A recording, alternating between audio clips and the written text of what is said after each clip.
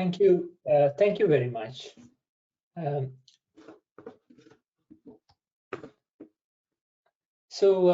be talking about social biases in text representation methods and how we can navigate these problems. So I work in this field called natural language processing, and I work as a professor at the University of Liverpool. So I'll explain the problems and some of the recent research that I have done in this particular domain. So I assume you can see my screen. So let's do a kind of a quick quiz. So let's assume that a father and a son are in a kind of car crash which kills the dad, and the son is rushed to the hospital. And just as the son is going under this operation, the surgeon is saying, "I can't operate. That boy is my son." So for a second, you might think, I mean, how could this be possible? Because it says the father was already killed during this accident. And then the surgeon is saying, "I can't operate, that boy is my son." So the answer to this quiz is that the surgeon is the mother, not the father. But sometimes we might unconsciously associate a surgeon to be a male. And we might find this to be a quiz. So a difficult quiz. So these type of associations are also quite, prominent in lots of AI systems, which leads to various biased decisions and responses made by the systems. So one of the earliest examples of such social biases was reported by Google Photos, where it was annotating images using automatically generated captions, and there were situations where people with dark skins were annotated as gorillas, as shown in this particular case, which was quite a difficult problem back then. So things have improved a lot, but this was one of the early examples of AI systems being racist. So this problem also occurs in text generation systems, such as chatbots. So one of the early examples was this Tay chatbot that was released by Microsoft, which over the time of just 24 hours, with its interactions with humans on Twitter, it learned to respond in a very racist way. Which was quite troublesome and led Microsoft to take the chatbot down and do some investigations on this. So there was also another interesting case where the AI was the judge of a beauty pageant, and this AI was preferring fair-skinned people over dark-skinned people, which was also problematic. And these problems also do appear in lots of day-to-day experiences. So there was few hiring platforms, HireVue and so on, which were automatically evaluating the success rates of candidates based on the video responses that they're having during the interviews. And again, these systems are found to be quite biased. And these problems have been mitigated in various recent versions of these platforms, but I mean, nothing is fully mitigated. So the problems do still persist. In order to understand how these type of social biases get creeped into machine learning models, I think it would be helpful for us to have a quick premiere on how machine learning models are being trained and used in actual systems. So we start by collecting raw data related to the problem that we want to build a classifier, for example. And then we ask humans to label this data. So the humans provide various labels. Let's say if you're building something like a sentiment classifier, this human might be reviewing lots of product reviews and labeling the reviews to be either positive or negative.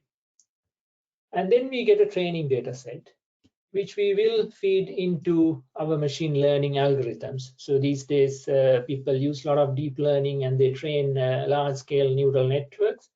But it could be, I mean, these type of biases could be learned by any type of machine learning models.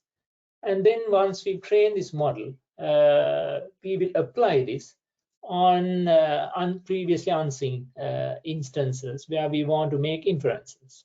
So this is the overall process. And everything goes well, and you might get a good model that gets good accuracies, but it can also capture lots of social biases. So social biases could come into this process at various stages.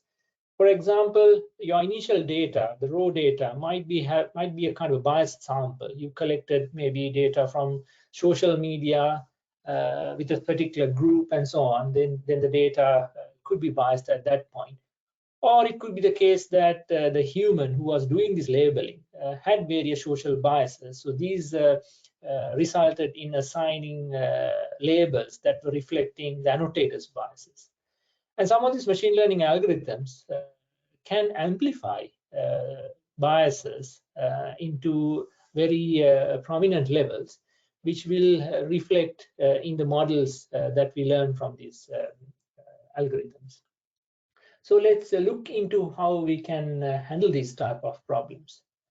So let's look at a kind of a, specific case, which is the gender bias, which we will use a lot throughout the remainder of this presentation.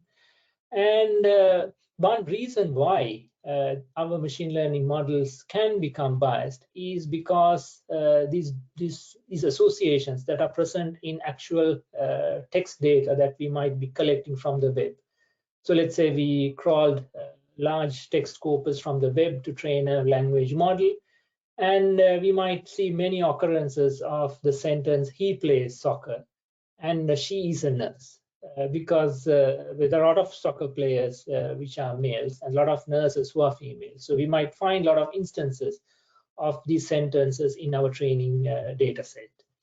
So on the other hand, we might have a very small portion of sentences with the reversed associations. She plays soccer and he is a nurse. So based on this data, if you train a model such as a language model, it might learn, for example, nurse to be associated with the female gender than the male gender, whereas soccer will be associated with the male gender than the female gender. So this results in biased distributed representations. So at this point, you might be wondering, like, this looks like a bigger problem, and it exists in various versions and in modalities. And how can we actually mitigate these biases? So the rest of the talk will mostly be about techniques for mitigating these biases. So before we talk about the text representations and why they are biased, it's good to understand like the very basics of type of text representations that are used in natural language processing algorithms. So if you assume that you have a dictionary which have, let's say, only 3 words, I, love, and food, then you can represent any sentence that contains these words as a point in this 3-dimensional space, where each dimension corresponds to one of the 3 words in my dictionary. But obviously, you will have a dictionary that's not containing just 3 words, but maybe hundreds of thousands of words. So we are talking about hundreds of thousands dimensional vector space here. And we can represent any sentence written by a human or a computer algorithm for that matter as a point in this high dimensional vector space. So this provides us a very high dimensional and sparse representation of text, and we can apply various dimension reduction methods, singular value decomposition, and so on to learn lower dimensional representations of text. So now we can think about how these vector representations can get associated with social biases. So, for example, if you see a lot of sentences that mentions doctor with the male gender, then you might learn vector spaces where the word he is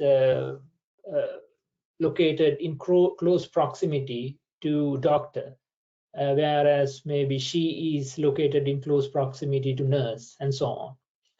So these co-occurrences between words are encoded in these language models. And things that are co-occurring a lot will get associated with proximal points in this vector space. So this results in obviously a bias, in this particular case, a gender bias. So given this backdrop, like one way of addressing this bias problem is to refine these vector spaces using what are called attribute word lists. So you can prepare, for example, word lists that should not have any bias. I mean, one easy example of creating such a word list is to list up occupations. So let's say nurse, doctor, engineer, surgeon, and these words should not be associated with one of the two genders. If you're talking about binary gender in this particular work, then we can adjust our vectors such that all the words, all the other words, are equally similar to both genders in this attribute word list. So these type of approaches are kind of initially proposed in this field, which were seemingly like removing gender biases.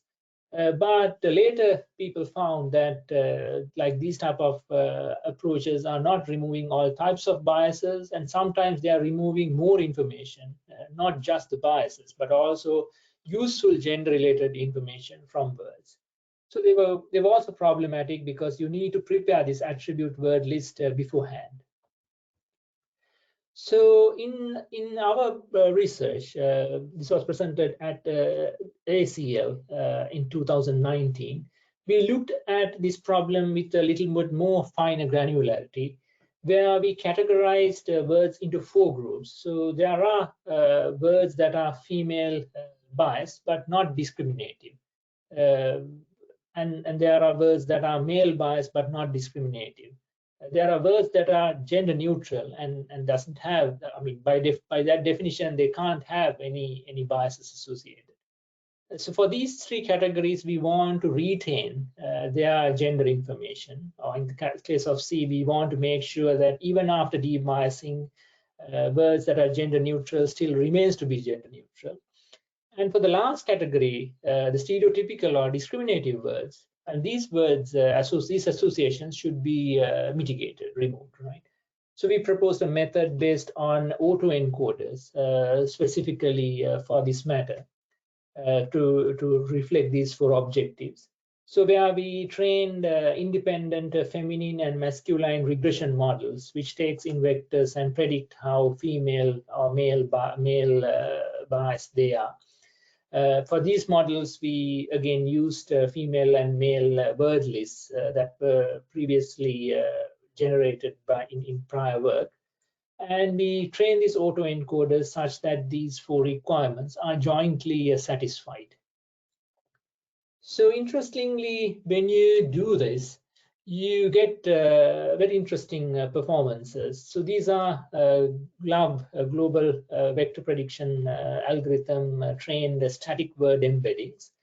And I've used 3 different colors for gender neutral, gender oriented, which means either female or male, and stereotypical words.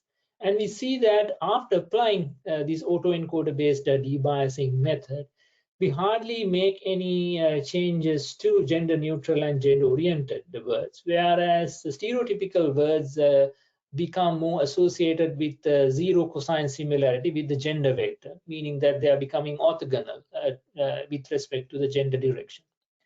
So that's kind of interesting way of preserving gender information, at the same time removing only gender related biases. And another problem that frequently occurs in doing these mitigation algorithms is that how to find data sets that provides what is acceptable biases and what actually needs to be mitigated. So in previous work, as I mentioned earlier, they have used things like attribute word lists, such as occupations that should be gender neutral. but it's very difficult to like come up with word lists for that type of definitions. So we looked at dictionaries, and we assumed dictionaries to be providing definitions of words which are often not gender biased. So the dictionary might be providing a definition, but without mentioning a particular gender, if that particular word should not be associated with one of the two genders, right? So this is a nice way, because it obviates the need for creating like for pre-compiling attribute word lists. So we could use these glosses of a dictionary. So the observation that we made was human written dictionaries can be used as impartial and objective, unbiased sources of word meaning. But there are certain examples that we found during this analysis that dictionaries are also providing sometimes biased definitions of words. So, however, this is nice because you can do gender debiasing based on dictionaries which are already available without having to collect attribute word lists. And in this particular work, we wanted to jointly satisfy 3 different criteria. So the first one is what we call semantic preservation. So we are using pre-trained word embeddings, which have already been trained on large data, and they know a lot about the semantics of words. So we want to preserve this information even after we've done the debiasing, because this information is useful for downstream tasks. So we also want to make sure this dictionary agreement requirement is satisfied, because we are using a dictionary for debiasing. So we need to make sure the definition given in the dictionary is similar to the embedding of the vector. And the third requirement, which we call bias orthogonality, ensures that the words that are biased are debiased in such a way that after we compute a gender direction, the biased words are orthogonal to this gender direction, meaning that we have removed gender-related information from these biased cases. So we propose a method which jointly satisfies all these 3 criteria, which we published in the European Conference on Computational Linguistics, EACL, last year. So these are the kind of the results that we obtained. So we evaluated this on different types of word embeddings trained on GloVe, parse text, and so on. And we evaluated this on the WEAT data set, which is a standard benchmark for evaluating biases. And we find that by applying this dictionary-based debiasing approach, we can successfully remove biases, various types of biases in word embeddings, static word embeddings. So these days, people use more of contextualized word embeddings rather than static word embeddings. These contextualized word embeddings are produced using masked language models, which are trained on very large data sets. And these masked language models can also be quite biased. So we need to address this problem as well.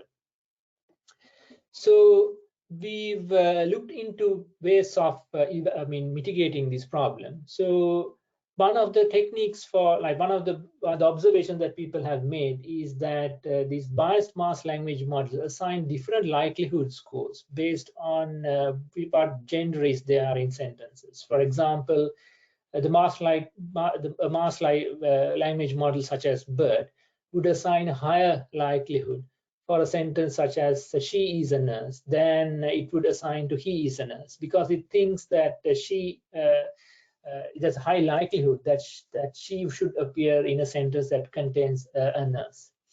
So these biases do exist in masked language models, which needs to be evaluated and removed. So there are already several approaches, I would say evaluation measures for evaluating the biases in masked language models.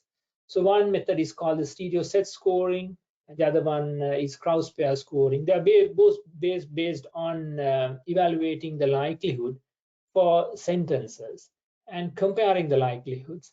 and making decisions based on whether a stereotypical example is assigned a higher likelihood as opposed to an anti-stereotypical example. So these two methods, I would not go into too much technical details of the two approaches. They are basically masking a word and predicting the unmasked words to using the unmasked words. They are predicting the masked word, and depending on whether you mask the gender word or whether you are predicting the other words in the sentence based on the gender word.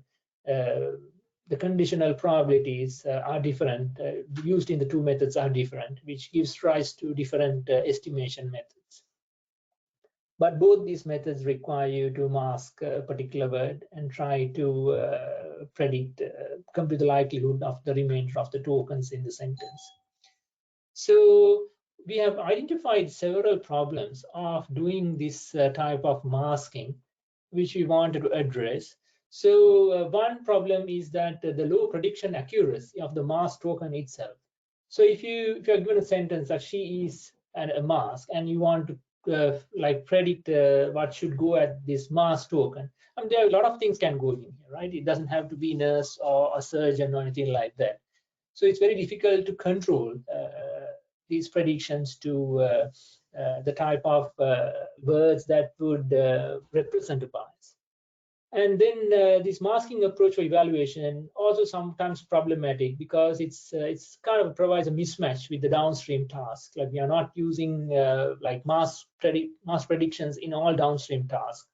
Mostly these MLMs are used to create things like sentence or document representations. So it's not clear how these evaluations are related to these downstream tasks.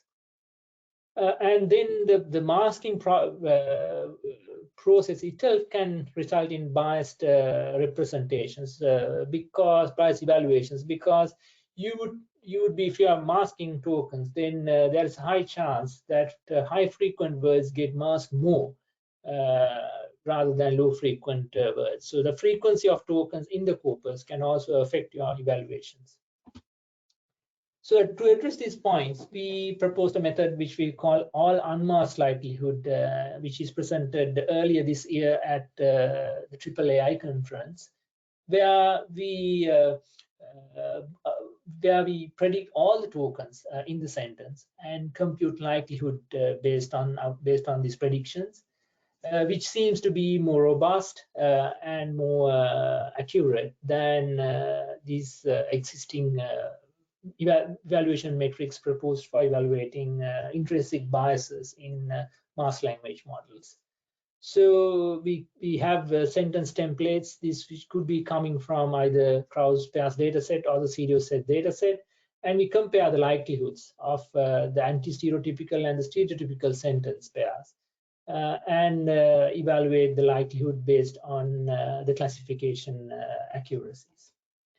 So one thing that we've observed is that very different types of masked language models, BERT, Roberta, Albert, and so on, are all biased. And one thing that we noted is that some of these biases are kind of overestimated by existing bias evaluation metrics. And we also looked at biases in sense embeddings. So if you think a little bit more carefully, like words are actually having multiple senses. If you take the word, for example, black, so it can be used as the color sense of black as well as the racial sense of the black.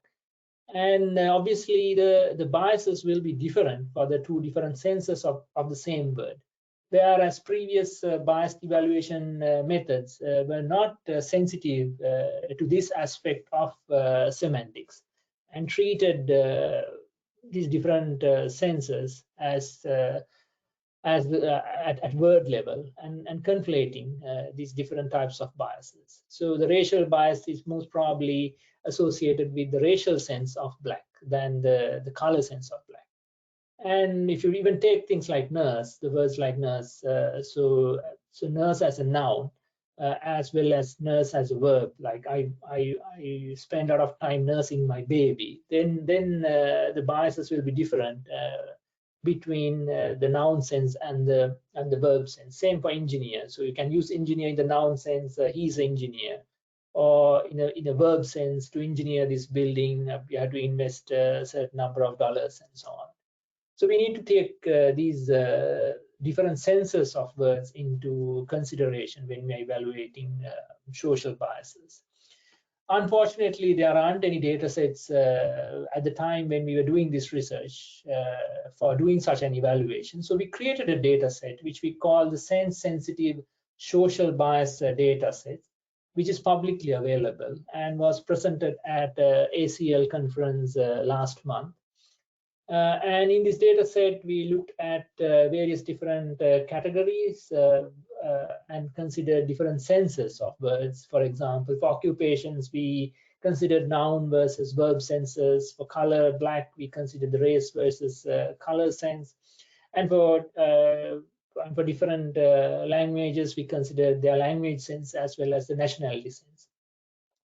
And based on templates, we created examples for different senses of these words.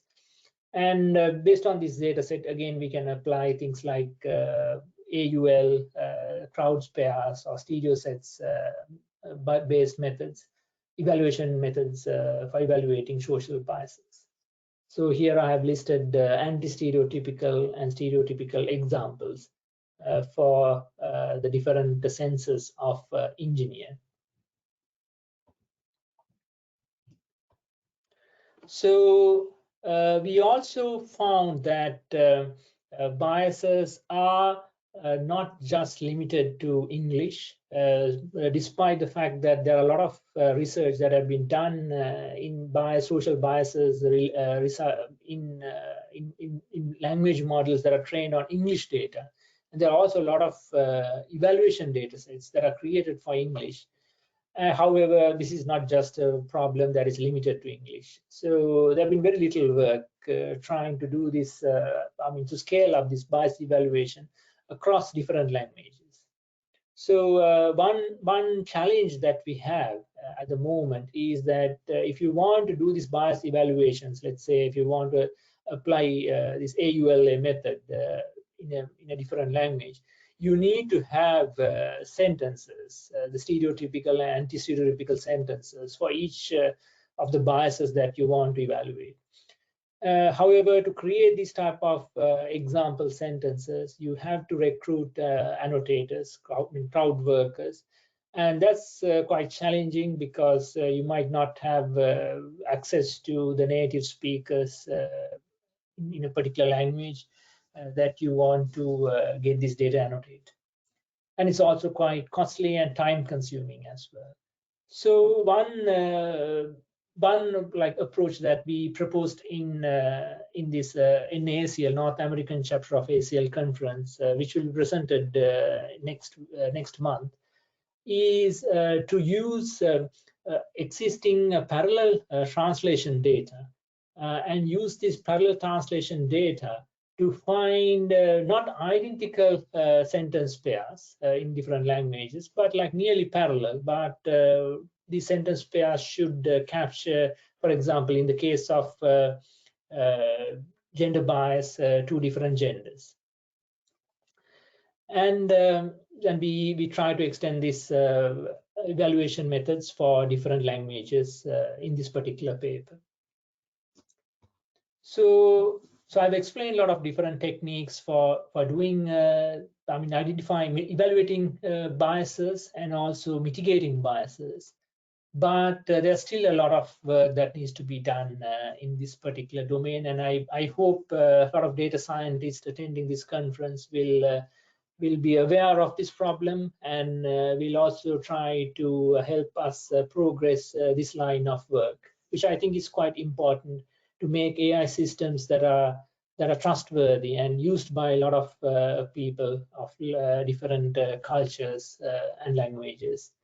So one problem is the difficulty of evaluating extrinsic biases. So there are a lot of models, methods that I mentioned already, things like AUL, CPS, SSS, and so on, for evaluating intrinsic biases of masked language models. But what we are really interested is that when we apply these MLMs in downstream tasks, I mean, how much biases that they demonstrate in this context. What we have observed is that the extrinsic and intrinsic bias metrics have very weak or almost like no correlation, which means that we need kind of a better evaluation metrics that we can use to make more reliable decisions when we are deploying de-biased language models in downstream tasks. And it's also like the social biases are something that should be annotated and evaluated from viewpoint of humans as they perceive. So this depends quite a lot on the cultural and individual factors, which are not available in existing annotation datasets. Most of these datasets are annotated by English-speaking speakers from US and so on. So they don't capture like even biases in English from other cultural viewpoints, which needs to be considered in future evaluations. And although we have quite a battery of different mitigation methods, recent papers show that these methods are actually making a lot of simplifying assumptions for various reasons, computational reasons, modeling reasons, and data availability reasons, which are quite limited. For example, existing gender-biased debiasing methods are pretty much everything is limited to binary gender, which is a problem. And as I mentioned towards the end of my talk, the bias evaluations for languages other than English is still at a very primitive level, and how to scale this up across many hundreds of languages remains a very open problem. So with that, I would like to conclude my talk, giving enough time for questions.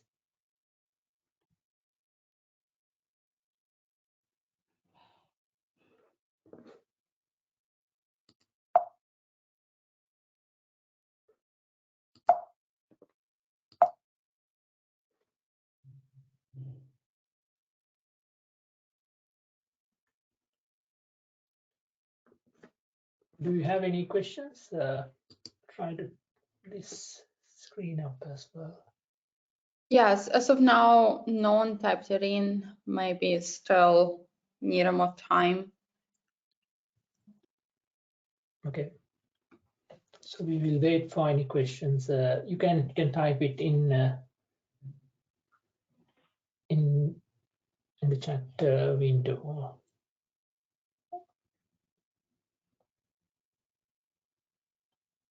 Yes. So while someone's still choosing the questions, what to type or any comments if they have. So I just wanted to remind that this chat will be available throughout the whole conference and even afterwards. So no materials will be lost if you will be posted here. In addition to that, you can come back and comment or post or review what was the conversation about as well. So feel free to do that. And as well, this session will be available on demand after the conference. So if any additional comments will appear and you would like to connect directly with the speaker, feel free to do it via the links that DANUSHKA shared. Yeah, that's what I wanted to mention, and I see comments are coming.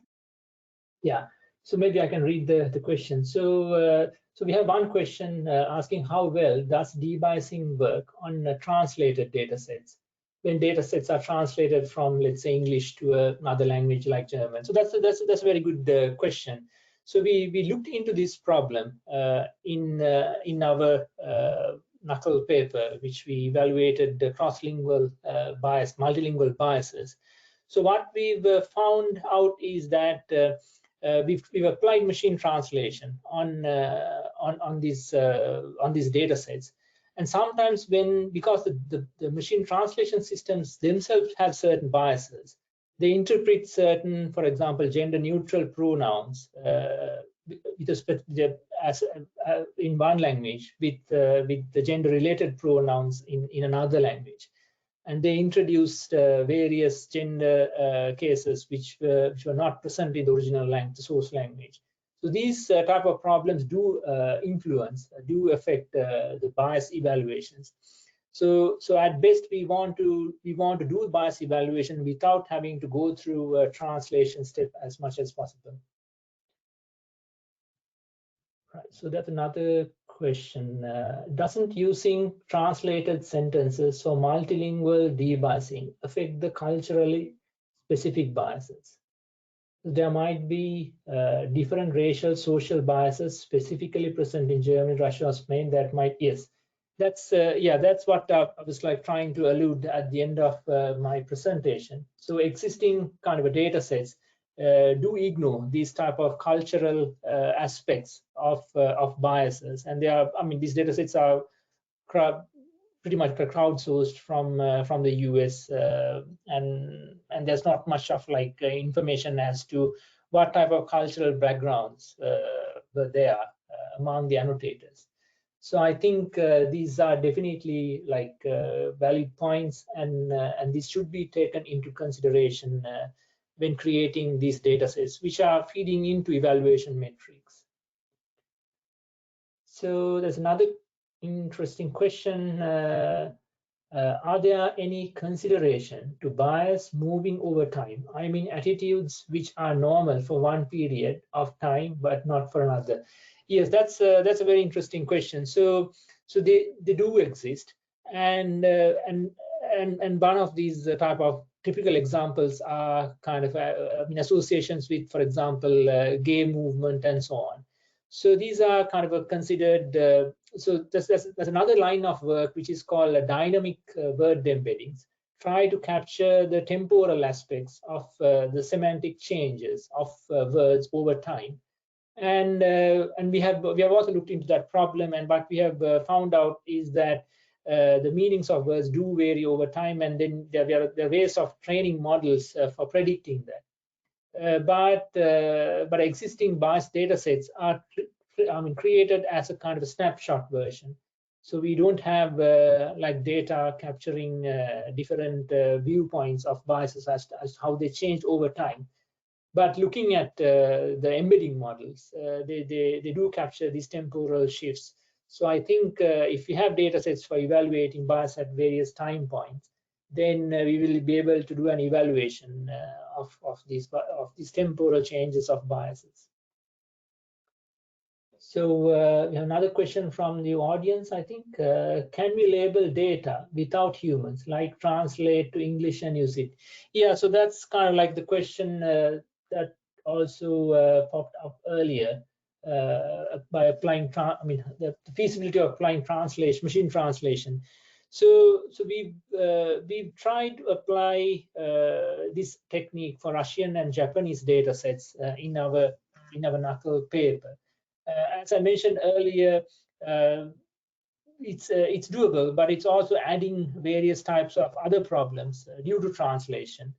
And there are situations where, for example, it's a pronoun that is gender neutral in a source language could be translated into two different genders in the target language, and some of the machine translation systems kind of silently produce one without the other, and some machine translation system, for example, Google Translate, produces two different versions of the translation.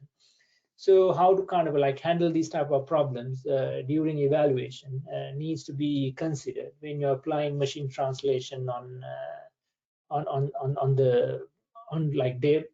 existing data sets that are created for biases. And you're also kind of assuming the biases that are kind of a cultural, or like cultural biases do not get changed due to the translation step, which is also a quite questionable assumption. So I was wondering whether there are any other questions.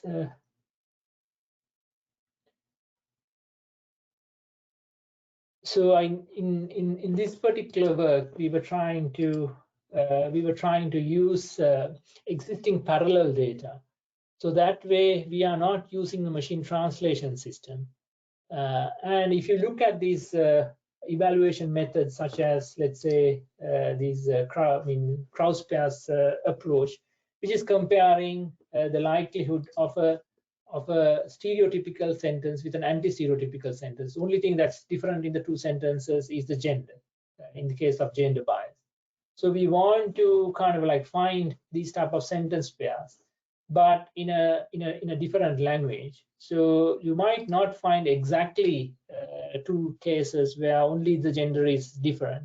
You might find other things are also slightly different in the two sentences.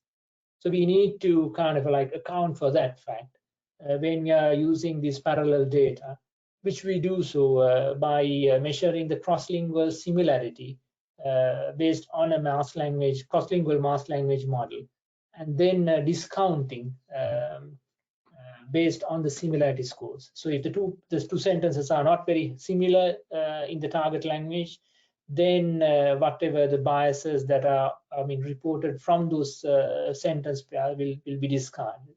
So that way we try to use parallel data rather than applying machine translation to create translate existing data sets.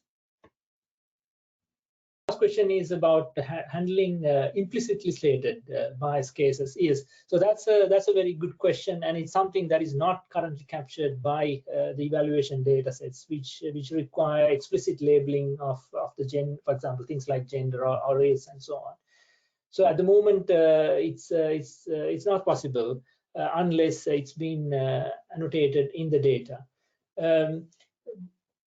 especially as there are phenomena that especially as there is the phenomenon that whiteness, maleness, heterosexuality, etc., is the standard and are even rare to exploit in the state in the text. So we need to kind of like annotate data sets that reflect these type of implicit biases as well. And it might not be just terms of just sentence pairs. It might be, you might need like a bigger context. You might need maybe conversations and so on. And you might need to annotate at that level to bring about these type of implicit biases. So that's also an important open problem. But existing tools make use of such debiasing methods. So the debiasing methods are available, publicly. Most of the debiasing methods that I've presented, and they can be used to debias pre-trained language models. And if you find that after doing the debiasing, they're sufficiently debiased and doesn't contain the biases that you want to mitigate, then you can deploy the language models in the downstream task. So that's the kind of a use case at the moment.